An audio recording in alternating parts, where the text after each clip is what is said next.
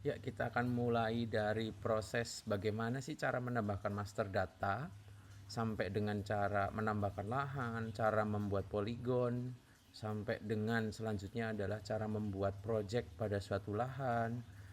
Ya, di sini yang pertama adalah akses ke bagian sidebar master data, di mana di master data ini ada tab komoditas, farm station, satuannya, kemudian komponen-komponen apa aja nanti seperti pupuk-pupuk ya bisa dimasukkan di sini. Kemudian untuk data defaultnya atau bawaan dari Taniscan ini untuk komoditas sudah ada 50 jenis komoditas. Ini yang awam ada di Indonesia. Tapi jika di sini tidak ada, nanti bisa dilakukan penambahan komoditas. Nah, kemudian untuk farm station ini adalah pengkategorian lahan. Nanti lahan itu bisa dikelompokkan ke farm station mana seperti itu. Atau kalau misal perusahaan yang menggunakan mitra ya, itu nanti bisa dikelompokkan mitra, misal mitra daerah Jawa Tengah atau mitra daerah Jawa Barat gitu, nanti bisa dikelompokkan menjadi farm station supaya lebih terstruktur datanya gitu. Kemudian untuk satuan, di Taniscan juga sudah menyediakan beberapa satuan default yang bisa langsung dipakai nantinya untuk kebutuhan operasional, planning dan lain-lain ya. Tapi jika di sini kok belum ada satuannya, nanti bisa ditambahkan secara manual. Nah, ini nanti bisa ditambah. Kemudian yang terakhir adalah komponen. Nah, untuk komponen ini nanti harus ditambahkan dulu. Misal penggunaan-penggunaan bahan operasional di lapangan itu apa saja gitu. Misal ada NPK Mutiara, kemudian misal ada pestisida jenis A, pestisida jenis B, kayak gitu. Dan misal ada kebutuhan operasional bensin dan lain-lain, nanti bisa dibuat komponennya. Ini untuk mempermudah tim lapangan supaya tim lapangan nanti saat input itu sudah sesuai datanya gitu. Kemudian setelah master data ini ditambahkan, nanti baru menambahkan lahan. Nanti bisa ditambahkan di menu blok lahan. Nah, ini merupakan data-data sampel ya yang sudah ada untuk akun dummy atau akun uji coba. Nah, untuk cara menambahkan lahannya nanti bisa diklik di sini, tambah blok lahan. Blok lahan itu nanti akan ditaruh di farm station mana gitu. Misal di farm station 1, kode lahannya. Kemudian setelah kode lahan ada nama blok lahannya. Nanti untuk modenya untuk lahan tersebut itu digunakan untuk lahan pertanian atau untuk laboratorium gitu. Kemudian untuk lokasi nanti bisa dipin saja. Ini menentukan lokasi kita saat ini bisa, atau nanti bisa ditambahkan letlongnya ambil dari Google Maps gitu. Kalau dengan HP juga bisa nanti untuk penambahan lahan ini gitu. Saat misal menambahkan lahan pas berada di lahan yang aslinya gitu.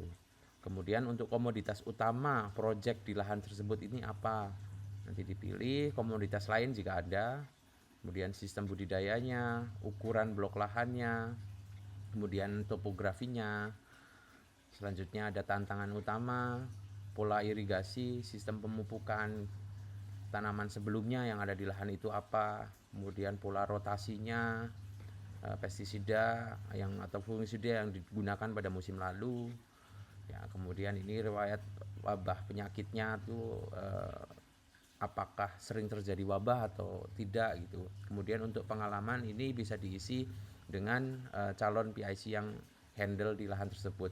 Data-data ini digunakan nanti untuk ketepatan hasil analisa, karena data history ini sangat penting untuk proses analisa AI saat dilakukan observasi dengan scan AI ataupun scan manual, sehingga nanti di rasio kesehatan itu angkanya mendekati benar gitu. Kemudian setelah lahan ditambahkan, nanti di dalam lahan ini juga bisa setting poligon. Nanti ketika sudah jadi list seperti ini, nanti diklik setting. Nah, di sini ada batas peta atau blok lahan. Ketika diklik, nanti bisa menambahkan poligon itu dengan mode tab atau mode GPS ya. Ini bisa digunakan menggunakan HP supaya lebih akurat biasanya kalau di lahan langsung dipetain dengan HP. Kalaupun tidak dengan HP, ini bisa dengan manual seperti ini. Ini contohnya ketika misal masih kosong nanti bisa di titik-titik seperti ini ya. pembuatan lahannya, dan ini bisa mengikuti pola-pola dari titiknya, sudah otomatis untuk poligon-poligonnya. Nah, cara supaya tidak bentrok dengan lahan yang lain nanti bisa diklik di sini. Nah, ini akan memunculkan lahan-lahan lain yang sudah dipetakan gitu. Jika beririsan ini kan tidak bisa ya. Jadi nanti bisa disesuaikan. Oh, ini ternyata sudah ada lahan blok lahan A02. Di sini ada G01. Nah, ini di bawahnya lagi bisa ditambahkan lahan lainnya. Kalau misal memang di sini gitu tempat lahannya ya. Kemudian untuk mengambil titik presisi ini bisa digunakan dengan lokasi saat ini. Kemudian ini untuk layer ya, layernya hybrid atau mau menggunakan lahan view standar atau satelit. Ini untuk hybrid ini yang paling lengkap gitu. Kemudian setelah lahan dan blok lahan, kemudian poligonnya sudah selesai semua, lahan ini sudah siap digunakan untuk pembuatan projectnya gitu. Nah, di sini kita akan masuk ke project, di mana di dalam project kita bisa mendapatkan list-list project yang sebelumnya sudah ditambahkan. Ini kalau misal kita membuat project baru, nah projectnya jenisnya apa? Project penelitian, project produksi, atau project sertifikasi. Nah, ini sudah mengcover dan ini jenisnya beda-beda ya. Nanti kalau project sudah ditambahkan, nanti ini seperti contoh project sertifikasi cabai 003 ada di blok lahan betinanya ada di A01, jantannya ada di blok lahan A02. Komoditasnya dan juga varietasnya ada di sini infonya, kemudian ini periode projectnya. Nah, nanti saat ini sudah jadi projectnya, ini untuk melihat detail tinggal diklik saja di list yang ini. Nah, ini adalah halaman detail dari project tersebut, di mana yang pertama ada lokasinya, kemudian ada benih sumbernya nanti bisa ditambahkan, kemudian ini ada lot benihnya ya, karena setiap lot itu nanti beda-beda. Kemudian ini ada dokumen-dokumennya yang tentunya sudah mengikuti persyaratan dari IPBH, di mana ada total itu 20 dokumen template yang siap digunakan. Nanti ini bisa saling tektokan antar divisi dalam pembuatan dokumen. Kemudian ini ada musim tanamnya untuk detail-detail kegiatan operasional yang ada di lapangan. Misal budget versus aktual itu nanti seperti apa, itu nanti bisa di sini. Nah, kita akan mulai dari bagian lokasi dulu, di mana di lokasi ini ada tanda-tanda notif merah, remind merah ini berarti belum lengkap ya. Ini harus diedit dulu untuk melengkapinya. Nah, misalnya edit rincian, ini harus diisi semuanya dulu sampai lengkap. Nanti baru keterangannya di sini lengkap ya untuk lokasi projectnya. Kemudian kalau sudah lengkap nanti lanjut ke benih sumber untuk ditambahkan benih sumbernya ini benih yang jantan atau betina, materi induknya, kemudian nomor accession, kelas benihnya, berat benih, dan seterusnya. Nah, setelah ditambahkan nanti lanjut lagi ke bagian lot benih. Ini untuk proses kelengkapan dokumen. Nah, untuk lot benih sendiri nanti bisa ditambahkan secara paralel setelah kita berada di fase panen ya di project tersebut.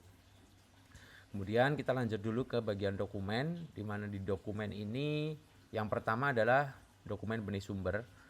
Ini ada permohonan benih sumber. Ini jika fase 1 ini belum selesai, nanti fase berikutnya ini masih terkunci. Jadi aman ya, secara step by stepnya itu akan teratur gitu. Ini untuk permohonan benih sumber, setelah dibuat draftnya nanti bisa dilihat. Nah, di sini bisa diedit dan nantinya akan langsung jadi template.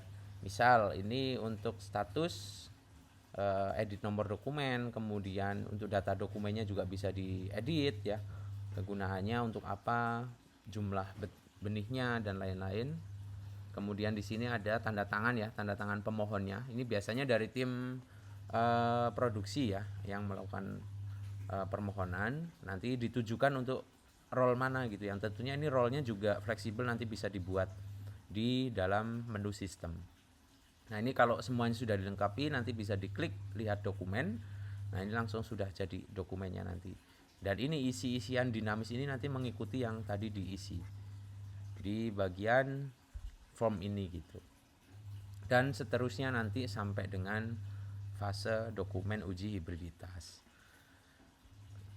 Jadi untuk dokumen, kemudian selanjutnya lanjut ke bagian musim tanam. Ini yang paling banyak di sini section ini. Ini untuk generate musim tanam, bisa di-generate di lahan yang mana nih musim tanamnya yang akan dibuat gitu. Misal A01-nya untuk betina.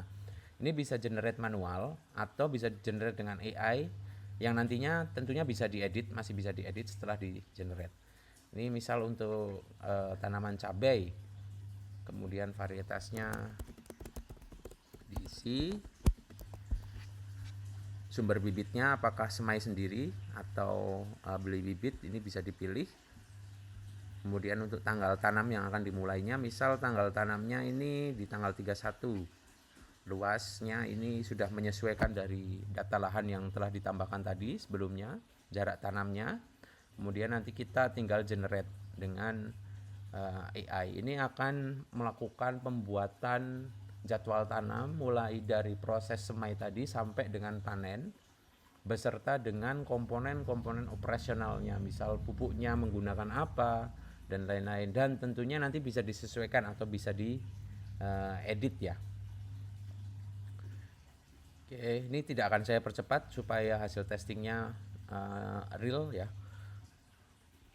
Nah, ini sudah jadi, langsung sudah dibuatkan oleh AI jadwal-jadwal tanamnya,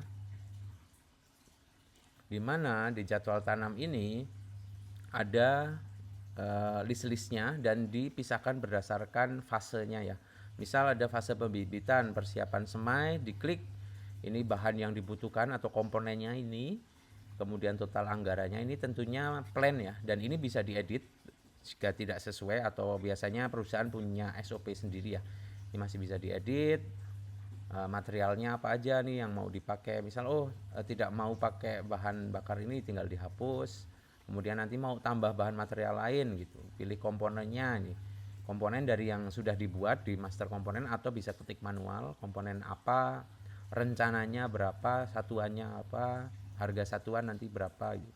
Nah, ini kita membuat perencanaan yang tentunya nanti dari perencanaan ini bisa dibandingkan dengan inputan dari lapangan atau aktualnya itu berapa gitu. Oke, sudah semua. Nanti di sini juga bisa memasukkan hasil panennya berapa gitu. Nah, ini nanti akan ada list summary-nya, di mana di summary ini nanti akan membandingkan antara plan dengan aktual itu seperti apa, dan kan biasanya pasti ada selisih ya antara budget versus aktual. Nanti terikat semua dan enak dicari. Oke, kemudian selanjutnya ini nanti bisa diekspor PDF ya untuk hasil dari musim tanamnya. Tentunya langsung sudah jadi bentuk laporan nantinya. Oke, sampai sini kita sudah membuat master data, membuat master blok lahan, membuat project sampai dengan detail-detail projectnya gitu.